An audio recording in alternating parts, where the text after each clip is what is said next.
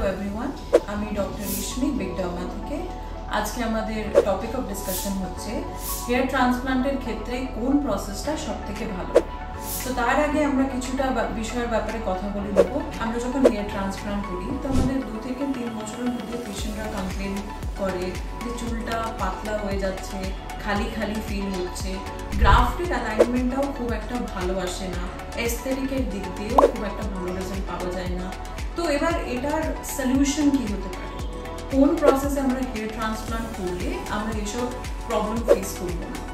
তো তার আগে আমাদেরকে কিছুটা ফ্যাক্টরস কনসিডার করতে হবে, যেমন কি আপনাদের কোন এজে হেয়ার ট্রান্সপ্লান্ট হচ্ছে, আপনাদের গ্রেড অফ বালনেসটা কি, আপনাদের ডোনার এরিয়া কেমন আছে, আর আপনাদের হেয়ার লসটা প্রোগ্রেসিভ না স্ট্যাটিক। এইসব ফ্যাক্টরসগুলো কনসিডার করা খুব ইম্পর্টেন্ট। এবার এইসব ফ্যাক্টরস ঠিক হবার পরেও যখন হেয়ার ট্রান্সপ্লান্ট করানো হচ্ছে রেজাল্টটা খুব একটা ভালো আসছে না, বা রেজাল্ট আস্তে আস্তে ডিমিনিশ করছে। তো আমরা এই সব কিছু ফ্যাক্টরস মাথায় রেখে আমরা অনেক রিসার্চ করে একটা প্রসিডিওরে এসেছি যার নাম হচ্ছে ডিরেক্ট হেয়ার ইমপ্লান্টেশন, যেটা হেয়ার ট্রান্সপ্লান্টের প্রসেসের মধ্যে একটা অন্যতম প্রসিডিওর। তো আমরা ডিটেলসে জেনে নিব যে ডিরেক্ট হেয়ার ট্রান্সপ্লান্টেশনটা কি। আমরা যখন স্লিট করে পোর্সগুলো প্রথমে ওপেন করছি, তারপরে আমরা ডোনার এরিয়া থেকে গ্রাফটস এক্সট্রাক্ট করে বসিয়ে দিই। এর কারণে কি হচ্ছে, গ্রাফটসগুলো বাইরের অ্যাটমসফিয়ারে বেশিক্ষণ থাকে না, তো কোনো রকমের ট্রমা গ্রাফটস পায় না, গ্রাফটসের অ্যাকসেপ্টেন্সি রেটটা বেড়ে যায়, গ্রাফটের সার্ভাইভাল রেটটা বেড়ে যায়, আর আমরা অনেক দিনের রেজাল্ট এক্সপেক্ট করে থাকি। পেশেন্টকে আমরা একটা প্রপার ডেন্সিটি দিয়ে থাকতে পারি।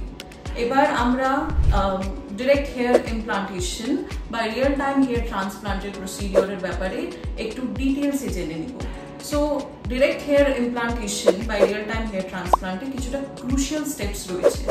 ফার্স্ট অফ অল, আমরা যখন হেয়ার লাইনটা মার্ক করি উই কনসিডার ফিউ থিংস, যেমন ফেশিয়াল অ্যানাটমিকে, প্রপার ফেশিয়াল অ্যানাটমিকে সাপোর্ট করে আমরা হেয়ার লাইনটা মার্ক করি। তারপর একটা লেজার মার্কিং করা হয়। এতে কি হয়, পেশেন্টের লুকটা অত্যন্ত ন্যাচারাল অ্যান্ড এস্থেটিক আসে। এরপরে আমরা স্লিটিংয়ের প্রসেস করছি। স্লিটিং করার সময় যখন আমরা পোর্স ওপেন করছি উই ইউজ সাফায়ার ব্লেডস। এখন সাফায়ার ব্লেডসের বেনিফিটস কি? সাফায়ার ব্লেডসের বেনিফিটস হচ্ছে যখন আমরা পোর্স ওপেন করি, পোর্স ইভেনলি ওপেন হয়ে যায় আর খুব সিম্পলি ওপেন হয়ে যায়, আর ব্লাড সাপ্লাইটা ইনট্যাক্ট থাকে, স্কিন খুব একটা ট্রমা পায় না, আর গ্রাফটসও খুব হোমলি ফিল করে। এরপরে আমরা গ্রাফটস এক্সট্রাকশনের দিকে যাচ্ছি। যখন আমরা গ্রাফট এক্সট্রাক্ট করি we use new and imported punches. New and imported punches আমরা প্রত্যেকটা পেশেন্টের ক্ষেত্রে ইউজ করি। এতে কি হচ্ছে, ডোনার এরিয়া বেশি ট্রমা পায় না, আর স্কিনে সেরকম স্কার ফর্মেশন হয় না, আর গ্রাফট নিজের পুরোটা হোল টিস্যুকে নিয়ে বাইরে আসে।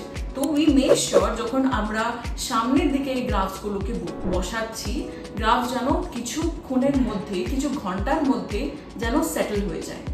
এই প্রসেসটা এতটাই সিম্পল যে আমরা পরের দিনে পেশেন্টের ব্যান্ডেজ খুলে দিই, আর পেশেন্টকে আমরা আমাদের সাইড থেকে 4 থেকে 5 দিন হোম রেস্ট অ্যাডভাইস করি। এরপরেই পেশেন্ট নিজের ইউজুয়াল লাইফস্টাইল কন্টিনিউ করতে পারে উইদাউট এনি হ্যাসেল। এবার আমাদের জানা গেল যে এই প্রসেসে যখন হেয়ার ট্রান্সপ্লান্ট করানো হয় patient can expect a very good result and the result will last them longer. আপনাদের যদি এই বিষয়ে কিছু জানার থাকে তো কাইন্ডলি আপনারা আপনাদের স্ক্যাল্পের ফটোস আমাদেরকে হোয়াটসঅ্যাপ নম্বরে পাঠাতে পারেন, আমরা আপনাদের প্রপার গাইডেন্স দিয়ে দেব। Thank you so much.